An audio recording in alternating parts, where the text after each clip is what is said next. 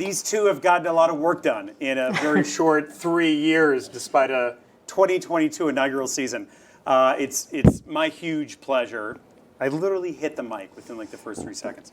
It's my huge pleasure to introduce Julie Uhrman, co-founder and president of Angel City, and Kara Nortman, also co-founder of Angel City.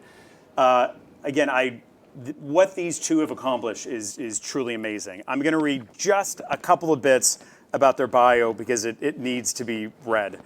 You know, Julie, just last week, was honored by Adweek as a brand genius.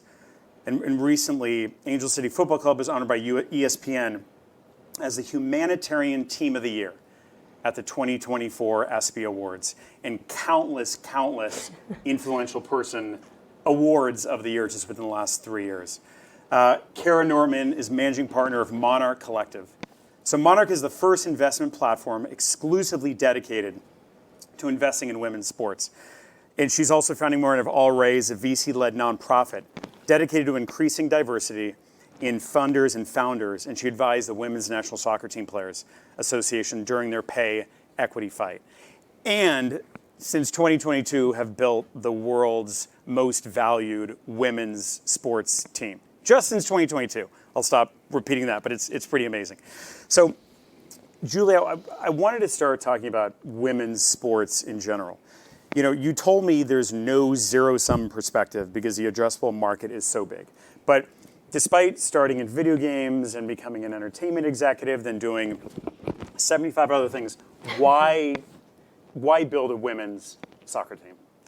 Because I was asked. No, I mean that. I mean, it wasn't a dream. It wasn't a vision. It wasn't what I wanted to do growing up. There's that old adage, like, you need to see it to be it, and I didn't see it. It never occurred to me that I could work at a sports team, let alone run a sports team.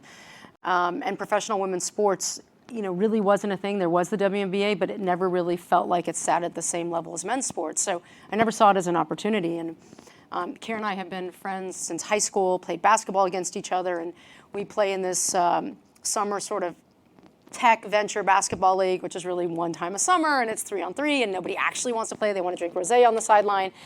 But in 2019, Kara had just come back from the World Cup where we won in sort of incredible fashion, and she'd spent a lot of time with the U.S. women's national team as they were embarking on their lawsuit against U.S. soccer, and one thing led to another, and she said that she and Natalie Portman were thinking about bringing a women's professional soccer team to L.A. And of course, my first question was, the Natalie Portman? That didn't sound normal. And she said, yes. And then I said, what do you mean professional women's soccer? I didn't even know it existed. Like, I didn't know there was a professional league. I didn't know it was on its 8th year. I didn't know there were 2 professional leagues before that had failed. And sometimes not knowing is what can lead to success because you don't have those inherent barriers or challenges, or it was done this way, so I have to do it this way, or I can't do it because it was tried and it failed. I was asked, and I think the other part of that is I'm born and raised in LA. I grew up playing sports, and I think as you get older and you have kids, you want to figure out how do you leave your mark on this planet? Like, how do you leave it better than you found it? And being so athletic and caring about sports and seeing such an incredible inequity. Like, there are inequities that you can debate about. There's no inequities when it comes to women's sports, right? It is not even close to what men's are. From an investment, from viewership, from pay, from support. And I felt like if I could, get it to an equal playing field and give the players, as Natalie said, what they deserve, I would be leaving an actual legacy. Mm-hmm. So, Kara, we saw some of the pictures of the A-list celebrities, athletes, business people who invested in the club. And it's arguably the most diverse group of investors that we've all ever seen. So how did that help amplify the brand and create marketing opportunities that essentially extend beyond your traditional tried and true sports sponsorships? Yeah, I mean, just dovetailing on what Julie just said, and just sitting up here, I think it's the first time Julie and I have spoken together in America in a little while. And just the authenticity of how we came together and how deeply passionate we were about proving something to the world, doing something with women, doing something with male allies was, I think it's just evident, and I often say it's sort of, what are you doing at 2 a.m? And if it's not women's sports and you say you love women's sports, you should probably just give someone else money to do it and have them do it.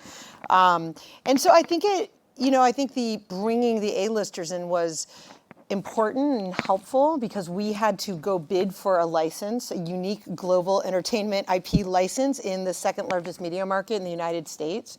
And that helped us sort of make the case for amplification when Julie, Natalie, and I, started as founders, right? Where we owned 100% of the team in the very, very beginning. We started it, without the typical backing that someone would to start a team. And then we brought investors in along the way. But I think it's really, so it matters. But I think one of the things that was interesting is Julie and I brought in our tech and media friends. Natalie brought in her friends. They just happened to be famous actors. And with much bigger Instagram accounts, and so you could, kind of drive distribution and awareness, and that's how Natalie and I built a relationship, was to build awareness around the pay equity fight. And then it turns out that caring about that in the nonprofit world, and it kind of translates very beautifully into the for-profit world. And so the only other thing I'd say is that the athletes were interested in meeting the actresses, and the actresses were interested in meeting the tech investors and operators. And there was this real community dynamic where everybody had something to offer authentically and showed up candidly as human beings and humbly and looking for community. And we're all humans looking for that these days. So community, that was such a big, big part from day one, right? How do you build this pioneering brand? It's about the community. It's got to be, I'm saying this facetiously, super easy, right? To build a sports team from scratch and find a stadium and a coach and players and enter the league.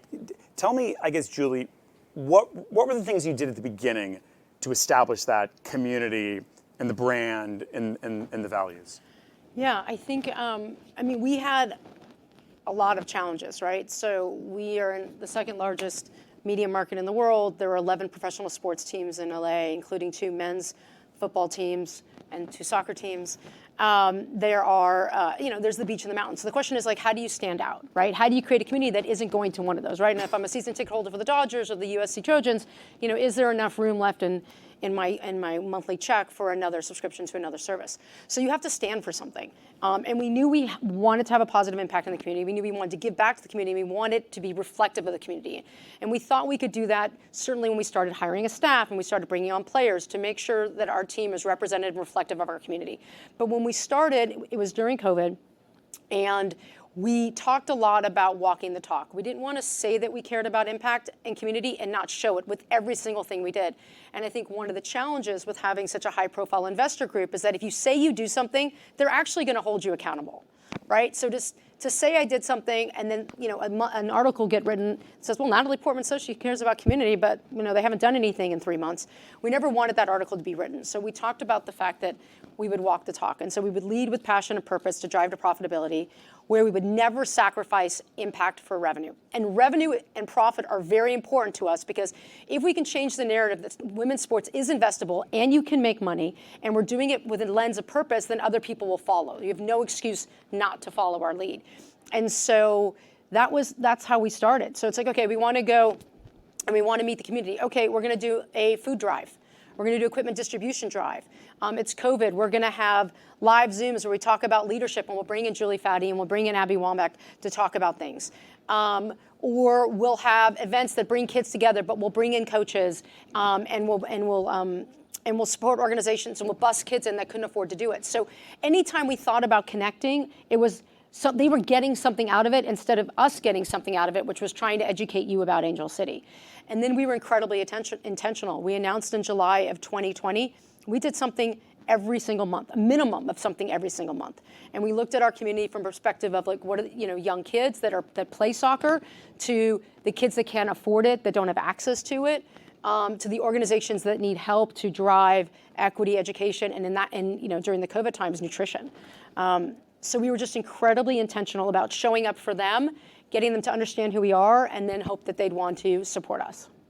So then as Angel City grows and as women's sports continue to grow and become more mainstream, obviously we're at Ad Week. So Kara, do you see a change in the way brands are interacting with women's sports teams, or the way they should change to interact with women's sports teams, and just how brands look to invest in Yeah. women's sports. I mean, starting with Angel City, it's like we have a lot of traditional sponsors and partners and advertisers who've been in sports for a long time, right? From PNC and BMO and people like Banks, Chevrolet, et cetera. We also had brand new advertisers in women's sports. And we did sort of a landmark deal with DoorDash, obviously Gatorade, people like that. But we also had Birdies and Archeroos. And so what's amazing is, well, Julie, because I mean, it really does start with living and breathing. She was at every one of those events. I was at some of them, but she was at every single one of those events.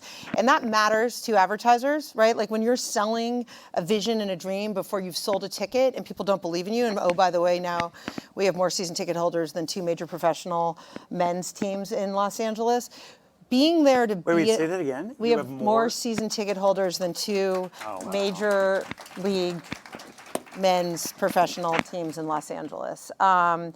And we've also driven ROI in a way that, we were talking about this before. You have these unique assets. You have captive attention. You have a deep connection to like a passionate community and fan base that feels like you're having a religious moment, right? And it's secular and beautiful and lovely. And so I think what you're seeing with women's sports is that you need the pioneers. You need to get people who, by the way, there's like a massive, not just impact in getting the actual end users you want, but people like Advertising Week, et cetera, talking about you, writing about you, being thought leaders to your peers, where you're building the case study real time, but the inspiration that comes from people who believe in it and where it feels like our life's work, I think matters and brings people over. And then, women spend 80% of consumer spend, right? It was like 55, 60% of the Olympic viewing audience. We see what's happened with Taylor Swift, the effect on the NFL. People do not understand the opportunity and how much bigger the addressable market is with the consumer base that we have, which is much more aligned with like the demographics that everyone who owns a media budget and advertising budget cares about. We also, as women, have twice as many words as men. It's like statistically proven. And so there's a lot more to put, kind of like content around. And Angel City's kind of pioneered that model. But now with Monarch, we've raised, $150 million investment platform to replicate that against other teams and leagues. It's really a special time, I think, to be an advertiser because you can be a real ground floor partner and proving things to others in your industry. Yeah, it's amazing the Angel City games that I've gone to, how diverse it is in all senses of the word diverse. Age, gender, everything. I mean, it's amazing how many parents you saw with kids of just all different ages that you won't often see at so many sports games. Yeah, and I mean, like, what is the CPM on that attention, right? And it is probably the highest returning place you can put ad dollars, and so it takes a little bit more time and work to get it. But I truly believe you're going to be a hero in whatever it is you do if you're aligned with a team that shares your values. Okay, so speaking of work, what surprised you that's been the hardest? Or are there like too many, we need 3 hours to talk about what's been the hardest? There's a lot of rules in the NWSL. We seem to keep messing up. Yeah, I mean, I think, look, it's, I think the thing that continues to surprise me is when we entered the league, there was one team, there were 8 teams in the league. There was one team, Portland, that was the outlier. They would get north of 15,000 fans. They created a brand. They had a great community, a great supporter culture. But everyone sort of said it's the outlier because it's Portland. It's unique to Portland. They have Adidas. They have Nike. They have nothing else going on. Like, it's a soccer community. I meant like no other major professional teams. I'm not being like, all right. But like, it's just unique. And and no one ever looked at it as a business case to like, how do I replicate what Portland's doing? It was unique and it was put to the side. And then we came in and said, we're going to build an experience that our fans deserve. We're going to build an experience that our players deserve. We're going to create an experience for all and create this fun, friendly, diverse, inclusive fan base. We're not just going to cater to soccer moms and girl dads and young kids. We are going to create a price point for everyone. We are never going to discount a price, and we don't. Like, the cheapest ticket is $17 and you got to stand and cheer in the supporter section. Or you can pay $35 and be in the sun, or you can pay $450 and sit near the coach, or you can pay $50,000 and sit in a suite, right? We're going to value the product and value our community, and we're going to create such an experience that we are going to sell out, people are going to buy merch, and they are going to show up, and we invested from the beginning. And every step of the way, we had owners saying it's not going to work, and I'm the bowling ball in the china shop, and Angel City talks a big game, but we kept sort of achieving our goals. We had, we sold, we started selling, seat deposits, and we started having fans, and then it was all, well, let's just see if you can get anyone to come to the stadium, because that part's hard, right? And so our goal for our first game in 2022 was to sell out the stadium, have global press attention, because our goal is to be a global brand, to use sport and entertainment to drive to equity, because if we're a global brand, we can drive more awareness and attention, which ultimately then drives the highest revenue and the most impact, right? And we achieved that. The Guardian did a 20-photo essay on us. We sold out 22,000 seats, and then the last goal, of course, was to win, which happens to be a goal of mine every time, which I'm now learning I cannot control. But in that first game, we won 2-1 to the most club in the NWSL, and it was pretty incredible. And nothing we have done, literally nothing, is special. There's no secret sauce. There's nothing unique. We haven't done anything that anyone else can't do. So what's the most surprising is we've said, here's the formula. Invest in your community, invest in your fans, invest in the product, create a product that has value, don't discount it, tell the world it exists through marketing and out of home, build something exciting, tell the story of the players, capture the players. Like, none of that is brain surgery, and the teams aren't doing it. So you still have half the teams in the league that aren't selling out their stadiums, aren't getting to 50%. Why? Are they scared of losing brands or advertising? I think it's focus and well, you answer. Well, I mean, look, I don't know is the We're answer. on the record, right? I think the challenge I have is that every one of those teams has done it. Like, you have seen them achieve massive success, but they see it, and then the next game they fall off a cliff. So I don't understand why it's not consistent. I think the reality is you have to have a mindset, and maybe it's because I'm an entrepreneur. I come from the startup world. Like, I am comfortable deficit spending for a period of time to eventually get to the point where then you break even, you make money. But you don't do that like a little bit at a time. And I think that's one of the challenges with sports. It's like, well, invest a little bit, wait for return. Invest a little bit more, wait for return. And with live entertainment, or when you've got so many other choices, like, a little bit better isn't enough to make you want to drive, 5 miles, which is going to take an hour in LA now. Yeah, right? I also really think, this is part of why I started Monarch and working with Julie, and you can see why I pulled her out of that basketball court and did pry her with rosé so she would come do this. But what works in the NFL, like somebody who's a great kind of employee at the Panthers or the Predators isn't necessarily going to translate to women's sports. It's not like it's a monolithic thing. It really is, like I always say, and so that's what we do at Monarch, we're an impact fund, right? So it's non-concessionary. It actually drives outcomes. If you look at all the top performing teams, most of them, not all of them, but most of them happen to have female ownership and leadership. And most of them are not just saying, oh, hire this person because they worked for me at this other team, or they're this or they're that.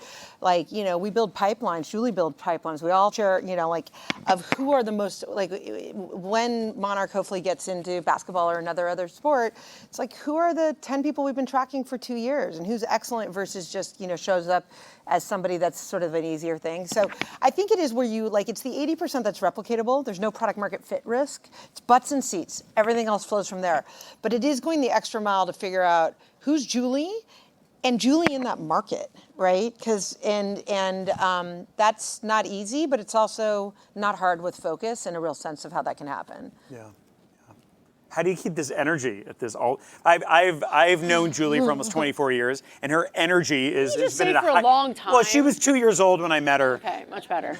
By the way, I'll go back to this. Julie is one of the highest energy people I've ever worked with. It's actually humbling because I go to bed at 11 and she goes 2 hours later. But there was a baton handing back and forth, especially in the beginning, especially at hard moments where it's being seen by someone and making mistakes, supporting each other, and believing in the long-term goal, which is to pay players, put butts in seats, and build brands like Angel City, like Boston, like other things where women are involved to show that these teams are going to be as valuable as Barcelona, the Yankees, et cetera. And we believe that from the beginning. And I think we still believe a ton more is possible. Let's talk about the TAM of advertisers 10 years from now. Let's come back. And I think it's going to be a lot bigger than people think. And hopefully a lot of people have woken up in ways that feel good to them too. And they feel like pioneers alongside everyone. So with the last 54 seconds we have left, you talked about it a little bit. What's next? Where does Angel City go from here? Well, we are worth $250 million, so next step is $1 billion. Yes, we are excelling off the pitch, and the focus is really on the pitch and how do we deliver a championship team so that very soon we match the peers of ours in LA, where we are a dynasty on the pitch and a legacy off the pitch. Couldn't have said it better. I mean, I think we feel incredibly fortunate to have Willow Bay and Bob Iger as our new partners in this club. LA, female-led, know a lot about media, and just kind of keep living our values and doing it with the right people and delivering an experience that brings people together versus divides us at a time where we need it more than anything else, and spending time with good people like this woman.